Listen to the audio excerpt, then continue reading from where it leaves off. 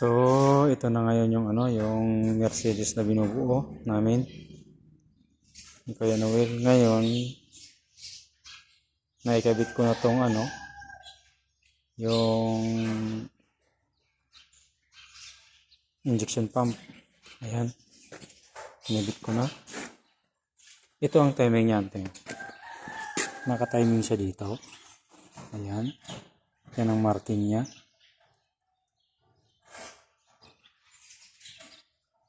Tapos, dito sa injection pump, FB.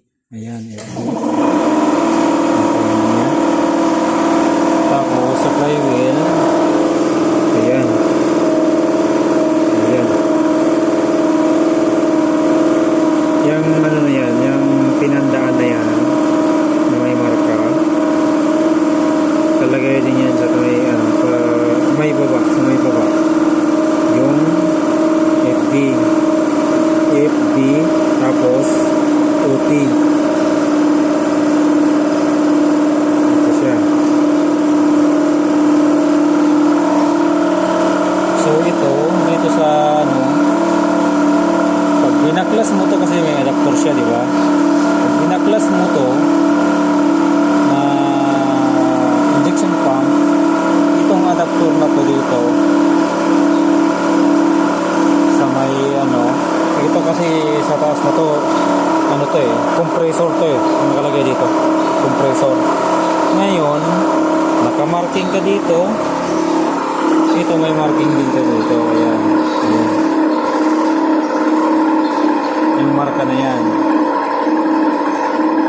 So kahit ikabit mo to na hindi pa nakasetting ang injection pump, itatapat mo lang tong adapter dito, may marka yan. Yung marka niya, magkukonek yan, automatic na yan. So ang kulang ko pa dito, kulang pa namin dito is itong cylinder head. Kompleto na to, nandito yung cylinder head dito, diba? Yun, linis na yun. So ngayon, ang naging problema namin dito, nung dinala to sa machine shop, hindi binalik yung napaka-importante nito, itong guide na to. Napaka-importante nito. So ang wala, 2, 4, 6, 8, 10, 10 ang wala, dalawa lang nandun dito. So dapat, kasi individual ang head nito, dapat mayroon tong guide. Kasi pag halimbawa ilagay natin yung head na walang guide, pag ihigpitan pwedeng tumagilid yung head, mawawala dito sa dapat niyang kalagyan. Kaya dapat ganito yan, may guide. Napaka-importante ng guide na yan, kasi ang guide na yan saka yung sa head, naka 0-0 yan, 0-0 ang yan, walang clearance talaga yan. Tulad dito, yan, 0-0 siya. Yan. Kaya napaka-importante nito. Yan. Kaya yun ang hinihintay namin na ibalik nung taga-machine shop. Kaya hindi namin ito may kabit-kabit yung head dahil dyan, dahil dito. Kasi kung matututin, kompleto na to. Ayan yung gasket niyan. Ayan yung head gasket.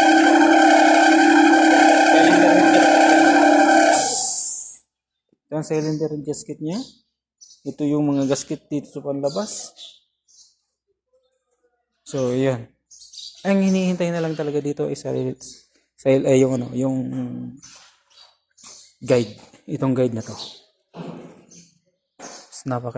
Napaka-importante nitong guide na to. Lahat ng makina kapag magsisitting, may guide talaga yan. Hindi pwedeng walang guide. Kasi yung ng tornilyo, ayan o. Yung tornilyo, hindi naman yan sakto dyan. Maluwag yan. Ito yan o. Ito yung tornilyo niya. O.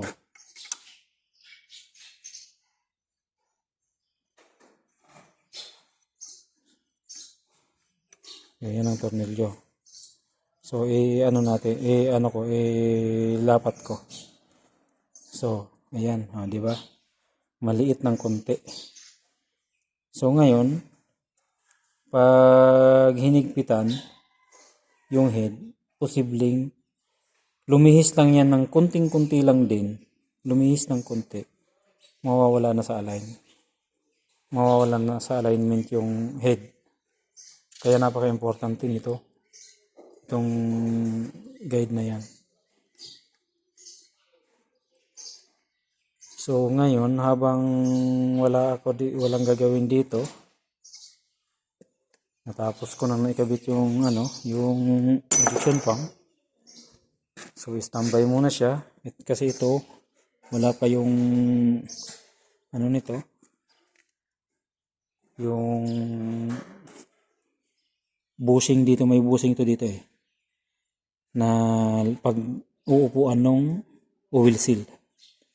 Ang bushing dito ay pag-uupuan ng oil seal. Yung pagtatamaan ng oil seal ba. So kaya hindi ko rin tumatakpan. Kasi wala nga kasi takpan ko man to, ilagay yung oil seal, angat pa rin. Ganyan ang halos gap niyan. Kailangan nandito yung bushing na yun. So ngayon habang wala akong gagawin dito, habang hintayin yung guide nito, dito muna ako. So babaklasin ko tong na to kasi naghalo ang tubig sa kalangis nito So kita niyo naman, ito yung binabaklas namin kagabi ni Kuya Noel.